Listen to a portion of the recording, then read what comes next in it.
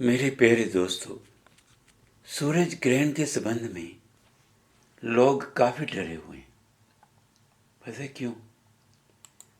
उन्हें लगता है कि सूरज ग्रहण जो 26 दिसंबर 2019 को भी एक सूरज ग्रहण लगा था, और जो 2019 26 दिसंबर को ग्रहण लगा, उसके बाद सारी दुनिया, उन्हें लगता है लोगों को, ये सारी दुनिया ना बीमारी की लपेट में आ गई उस ग्रहण के बाद, लोगों को लगता है।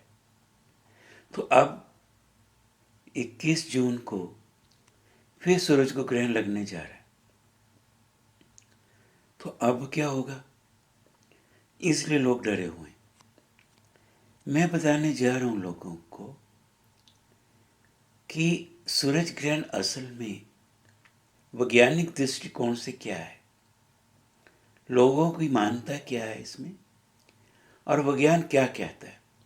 होता क्या है ग्रहण? क्या ग्रहण के कारण लोग बीमारी की चपेट में आते हैं? तो यदि ये सब जानना है ना आपको, तो आपको इस वीडियो के अंत तक बने रहना होगा। और यदि वीडियो पसंद आई तो कृपया एक लाइक और इस चैनल को सब्सक्राइब करना मत भूलिएगा। तो चलते हैं सूरज ग्रहण की तरफ। आओ।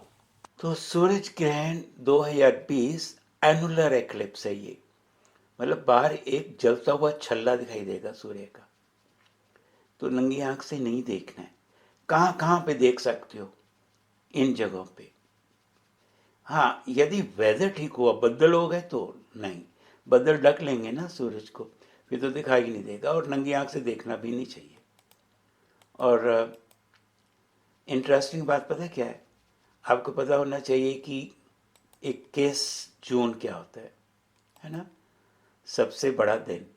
उसी दिन ये ग्रहण लगने जा रहा है। तो 21 जून का दिन सबसे लॉन्गेस्ट है, उसी दिन होगा ये। तो सबसे पहले हम ये देखेंगे कि जो एक्लिप्स होगा, सोलर एक्लिप्स, सूरज ग्रहण, ये कहाँ कहाँ पे होगा, है ना? कितने कितने होएगा। ये देखो, ये मैप में दिखाया हुआ है कि कहाँ से कहाँ तक जाना है इसे। तो 21 जून को लगने वाला सूरज ग्रहण का नक्शा इसमें बिल्कुल क्लियर है कि इंडिया के कौन से हिस्से हैं जिनमें से ये एक्लिप्स को ऑब्जर्व किया जा सकता है, देखा जा सकता है। वैसे नंगी आंख से देखना नहीं चाहिए, ये ध्यान देना। कभी भी नंगी आंख से सूरज ग्रहण को नहीं देखना चाहिए, मत देखना, घर में ही रहना। पर इसका विज्ञान क्या है, हम उसे जानने की कोशिश करें। सूर्य जो आग का गोला सा दिखाई देता है ना, वो पता है ऐसा हो जाएगा फिर जब सूरज ग्रहण लगेगा। इसे कहते हैं एनुलर एक्लिप्स। थिंग्स क्या रहेंगी, है ना? हिंदुस्तान में स्पेशली इस एक्लिप्स की टाइमिंग क्या रहेंगी, तो वो टाइमिंग सब यहाँ पे दिए हुए हैं, तो आप उनको नोट कर सकते हो। पर एक प्रिकॉशंस है कि एक्लिप्स को कभी भी नंगी आंख से नहीं देखना चाहिए। क्यों नहीं देखना चाहिए? इसका रीज़न क्या है, इसकी मान्यताएं क्या हैं, इसका विज्ञान क्या है, चलो हम ये जानने की कोशिश करते हैं। आप देखो, जब मून ऑर्बिट करता है तो ये पॉसिबिलिटी होती है कि किसी वक्त अर्थ, मून और सन ये सब एक लाइन में आ जाए। अब देखो, मून से रोशनी आनी थी धरती पे, तो द इन बिटवीन यदि मून आ जाएगा तो मून का शेडो धरती पर पड़ेगा, है ना? मून का परछावा पएगा ना, क्योंकि मून ने सन के कुछ हिस्से ਨੂੰ ਢੱਕ ਲੈਣਾ, और जिन्ने हिस्से ਨੂੰ मून ने ढकना हैगा उस हिस्से तो लाइट अर्थ पे नहीं पहुंचेगी, तो हम कहेंगे कि सूरज को ग्रहण लग गया। देखो ये मून है, ऑर्बिट कर रहा है, तो अंबरा पता है क्या होगा? मून ऑर्बिट करते हुए ये पॉसिबिलिटी होती है कि वो धरती के बहुत ज़्यादा नज़दीक आ जाए।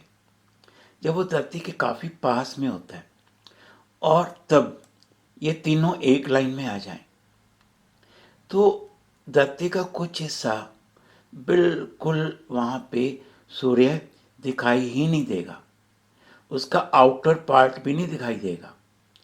तो इसको कहते हैं अंबरा। अंबरा मीन जब मून थोड़ा अर्थ के पास में हो और तीनों एक लाइन में आ जाएं, तो सूरज का बिल्कुल सारा का सारा, सूर्य का पूरा हिस्सा मून कवर कर ले और मून की शैडो धरती पर पड़े, तो उसे कहेंगे अंबरा। मतलब सूरज एकदम दिन होगा पर बिल्कुल अंधेरी काली रात जैसी हो जाएगी। ये देखो बिल्कुल ऐसा काला दिखाई देगा, मतलब सूर्य बिल्कुल ब्लैक हो जाएगा, डार्क हो जाएगा, मतलब उसकी कंप्लीट शेडो पड़ेगी। अब हम आ रहे हैं एंटम्ब्रा पे। एंटम्ब्रा क्या होता है? मून थोड़ा डिस्टेंस पे होता है अर्थ से, ठीक है, थोड़ा डिस्टेंस पे होता है। तब तीनों यदि एक लाइन में आए तो टोटल सन डार्क नहीं होगा, सन का बाहरले हिस्से से लाइट पहुंचती रहेगी, जैसे कि अब 21 जून को होने जा रहा है। ये देखो ऐसे हो जाएगा, बाहरले हिस्से से लाइट आएगी हमारे पास। और ये बड़ा इंपॉर्टेंट है पता है साइंटिस्ट के लिए। आप कहोगे क्यों? क्योंकि एक बात ध्यान देना, मैं पहले भी 3-4 बार कहा है कि सोलर एक्लिप्स को नंगी आंख से नहीं देखना चाहिए। क्यों? पता क्या होता है, सन को तो वैसे भी नहीं देखना चाहिए जब एक्लिप्स नहीं होता, पर तब हम सन को देख ही नहीं पाते क्योंकि हमारी पलकें झपकती रहती हैं। मतलब सन में इतनी ज़्यादा हीट और लाइट हमारी आंखों में पड़ती है कि हम उसे एक टक देख ही नहीं सकते। पर जब एक्लिप्स होता है ना, तो लाइट की इंटेंसिटी बहुत कम हुई होती है, तब नंगी आंख से आंख में आपकी पलकें झपकेंगी नहीं, झपकेंगी नहीं तो लाइट जो है ये वाली आपकी आंखों में जाएगी, और जैसे ही ये लाइट आंखों में जाएगी रेटिना पे जाके जो पर्दा होता है ना आंख का, उसको जला देगी। और रेटिना खराब हो गया तो बस फिर आंख खराब हो सकती है। तो हमें कभी भी एक्लिप्स को नहीं देखना चाहिए नंगी आंख से, क्योंकि यहाँ से जो लाइट आ रही है ना, वो आपकी आंख में जा सकती है सीधा और बहुत हार्मफुल हो सकती है। अब वैज्ञानिकों के लिए ये पार्ट बड़ा इंपॉर्टेंट है। क्यों? क्योंकि जब एक्लिप्स नहीं होता तो सारी रोशनी आ रही होती है ना, अंदर से भी, सूरज के अंदर से भी, बाहर से भी। पर जब एक्लिप्स होगा तो क्या होगा, ज़्यादा रोशनी सूरज के बाहरले हिस्से से ही लाइट आएगी, और वो बहुत इंपॉर्टेंट है क्योंकि वो सन का एटमॉस्फेयर से लाइट आ रही है। यदि हम उस लाइट को, वैज्ञानिक जो होते हैं ना साइंटिस्ट, यदि उनको स्टडी करें और वो ये उसमें ये देख सकते हैं कि सन के एटमॉस्फेयर में कौन कौन से एलिमेंट प्रेजेंट हैं जो केमिस्ट्री के लिए बड़े इंपॉर्टेंट होते हैं, कि हाइड्रोजन है, हीलियम है और क्या क्या है सन के एटमॉस्फेयर में, क्योंकि यहाँ से ली हुई लाइट सब बता सकती है। तो वैज्ञानिकों के लिए ये एक खास दिन होता है प्रैक्टिकल एक्सपेरिमेंट को करने का और सूरज ग्रहण को समझने का और सूरज को समझने का, कि उसका बाहरला हिस्से में जो गैसियस हैं वो किस चीज़ की बनी हुई है। तो इसे कहते हैं टम्बरा। ये होने जा रहा है कब? 21 जून को। और अब आते हैं पिनम्बरा में। पिनम्बरा में क्या होता है कि देखो, आप यहाँ पे हो ना इस जगह पे, और सूर्य इस जगह पे है और मून एक साइड पे है। अब सीधा मून ने ऑब्स्ट्रक्ट नहीं किया लाइट को, सीधा ऑब्स्ट्रक्ट नहीं किया है, तो सूर्य का कुछ हिस्सा हमें, थोड़ा हिस्सा सूर्य का दिखाई नहीं देगा। तो ये पेनम्बरा है। देखो अब इतना ऐसा सूर्य ना, ऐसा इतना हिस्सा सूर्य का आपको दिखाई दे रहा है, कुछ हिस्से को मून ने कवर कर लिया, मून की कवरेज होगी। तो देखो फिर वैसी वही चीज़ें दिखाई हैं। यहाँ पे मून पास है काफ़ी, तो अंबरा होगा, पूरा डार्क हो जाएगा, सन बिल्कुल डार्क होगा, दिखाई ही नहीं देगा, जैसे अमावस की रात होती है। तो यदि मून दूर हुआ तो अटम्बरा होगा, यहाँ पे पार्ले हिस्से से एनुलर एक्लिप्स बनेगा। और पिनम्बरा यदि मून एक साइड पे हुआ, यहाँ हुआ या इस शेडो में हुआ, तो फिर क्या होगा, पिनम्बरा, उसमें कुछ सन दिखाई देता है। तो ये दिखाया वो पूरे का पूरा डार्क, क्योंकि मून पास में है। एनुलर कब, एटम्बरा के केस में बी पोजीशन पे, और सी पोजीशन क्या है, पिनम्बरा, जहाँ पे सूर्य कुछ दिखाई देता है। देखो इसमें है कि ये मून है, सन है, तो मून का शेडो जा रहा है कहाँ पे, अर्थ पे। देखो ये ऐसे जैसे जैसे मून एक लाइन में आता जाएगा अर्थ और सन के इन बिटवीन, ऐसे ऐसे सन का हिस्सा डार्क होता जाएगा। मैं यहाँ पे कुछ बातें बता दूँ कि लोगों की मान्यताएं हैं कि जब सूर्य ग्रहण होता है तो हमें कोई भी अच्छा काम नहीं करना चाहिए, खाना नहीं चाहिए, और बुज़ुर्गों को तो, बच्चों को तो अलाउ करते हैं कि वो पानी वगैरह पी सकते हैं और इमरजेंसी में, या वो खा पी भी सकते हैं कि उनको मना नहीं है, पर आम लोगों को कहते हैं कि वो खाना भी ना खाओ। ये मतलब कहा जाता है, मैं नहीं कह रहा हूँ, ये वैज्ञानिक नहीं है। विज्ञान क्या कहता है, विज्ञान कहता है ये तो एक इंसिडेंट है, जैसे दिन होता है, रात होती है, जैसे पतझड़ आती है, मॉनसून आता है, वो सारे इवेंट्स हैं। तो सूर्य ग्रहण होना भी एक इवेंट है। विज्ञान में इस इवेंट के अलावा विज्ञान कुछ नहीं कहता कि और कुछ भी नहीं है ये।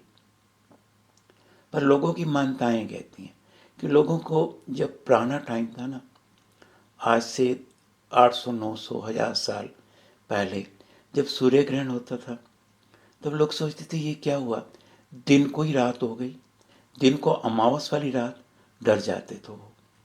तो ग्रहण से लोगों को तब डर लगना शुरू हुआ। तो अब तो हर इंसान समझता है कि एक्लिप्स है क्या है। तो एक्लिप्स एक नॉर्मल घटना है जो आमतौर पर उसके चांसेस होते हैं कभी ना कभी, जैसे पहले 26 दिसंबर को हुआ था, तो अब फिर होने जा रहा है।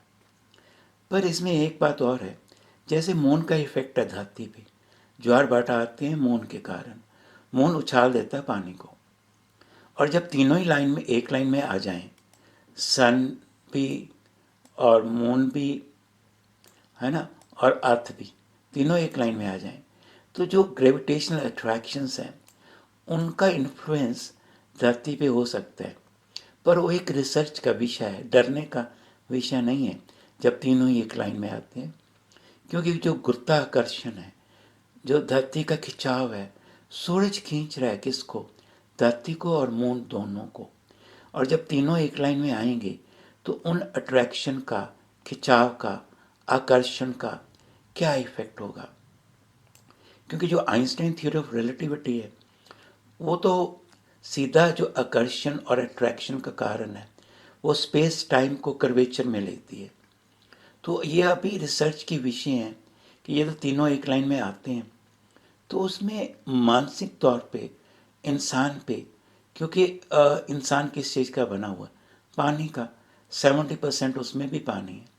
तो साइंटिफिकली इन एक्लिप्स का मानसिक जो अवस्था है, दिमागी हालत है इंसान पे, पशु पंछियों पे क्या हो सकती है, ये अभी साइंस को इसको अभी कंप्लीटली समझना है, और हो सकता है इसको टाइम भी लगे। पर डरने वाली कोई बात नहीं है। ऐसा ही नहीं है कि कोई ये इससे बीमारियां हो जाएंगी, कोरोना हो जाएगा, ये सब ऐसा कुछ भी नहीं है। बस ये मानसिक तौर पे ये हमें थोड़ा इफ़ेक्ट कर सकता है, क्योंकि ये सारा अट्रैक्शंस, गुप्ता अट्रैक्शन से बातें जुड़ी हुई हैं और कुछ भी नहीं है। लास्टली ये इवेंट जो होने जा रहा है 21 जून को, आप इसको बाहर ना निकलिएगा, बाहर सीधा सूर्य की तरफ देखना बिल्कुल मना है, घर पे रहो। बस आप इस इवेंट को अपने टेलीविज़न पे, अपने लैपटॉप पे एंजॉय कर सकते हो। तो इसी के साथ यदि वीडियो अच्छी लगे तो कृपया शेयर कीजिएगा। Thank you very much.